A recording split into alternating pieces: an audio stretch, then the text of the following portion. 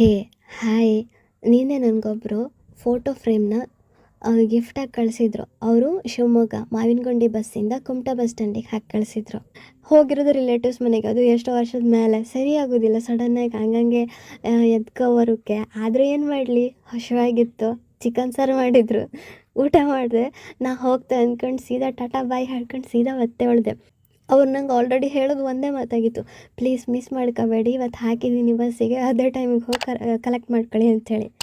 ಅವ್ವ, ಏನೋ ಒಂಥರ ಟೆನ್ಷನ್, ಏನು ಮಾಡಬೇಕೋ ಗೊತ್ತಿಲ್ಲ. ನನ್ನ ಹತ್ರ ಎಷ್ಟು ಸ್ಪೀಡ್ ಆಗ್ತದೋ ಅಷ್ಟು ಸ್ಪೀಡಲ್ಲಿ ಗಾಡಿ ಓಡಿಸ್ಕೊಂಡು ಬಂದೆ. ಆಮೇಲೆ ಎಂತ ಬರೋ ಅಷ್ಟರಲ್ಲಿ ಬಸ್ ಪಾಸಾಗಿ ಹೋಗಿತ್ತು. But thank god, bus driver is very nice. ಅವ್ರು ಏನು ಮಾಡಿದ್ರು ಅಂದರೆ, ನನ್ನ ಫ್ರೇಮ್ನ ಅಲ್ಲೇ ನಿಯರ್ ಬೈ ಇರೋ ಒಬ್ಬರು ಶಾಪ್ ಅಂದರೆ ಹೋಟೆಲ್ ಬೇಕ್ರಿ ಅವ್ರ ಹತ್ರ ಕೊಟ್ಬಿಟ್ಟು ಹೋಗ್ಬಿಟ್ಟಿದ್ರು. ಆಮೇಲೆ ನಾನು ಗೊತ್ತಾಯ್ತು ನನಗೆ ಇವರು ನಿಯರ್ ಬೈ ಶಾಪಲ್ಲಿ ಕೊಟ್ಟಿದ್ರು ಅಂತೇಳಿ. ಸೀದಾ ಹೋದೆ, ಅವ್ರ ಹತ್ರ ಕೇಳಿದೆ. ಅವ್ರು ಎನ್ಕ್ವೈರಿ ಮಾಡಿದ್ರು, ಯಾರು ಏನು ಎಲ್ಲಿಂದ ಹಾಗೆ ಹೀಗೆ ಅಂತೇಳಿ. ಆಮೇಲೆ ಅವ್ರಿಗೆ ಎಕ್ಸ್ಪ್ಲೈನ್ ಮಾಡಿದೆ. ಒಂಥರ ಹಿಂಗೆ ಅನ್ನಿಸ್ತು, ಪೊಲೀಸ್ ಸ್ಟೇಷನಲ್ಲಿ ಎನ್ಕ್ವೈರಿ ಕೇಳ್ತಾರಲ್ಲ ಹಾಗೆ. ಇರಲಿ ಬಿಡು, ಇದು ಅವ್ರ ಜಾಬ್ ಮಾಡ್ತಿದ್ದಾರೆ ಅಷ್ಟೇ, ಯಾಕಂದರೆ ಯಾರ್ಯಾರು ಬಂದು ಹಂಗೆ ಕೇಳ್ತಾರಲ್ಲ, ಸೊ ಅದಕ್ಕೆ.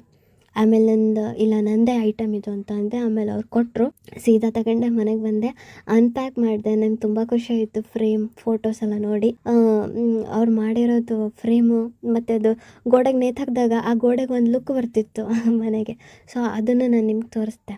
So thank you so much for watching this.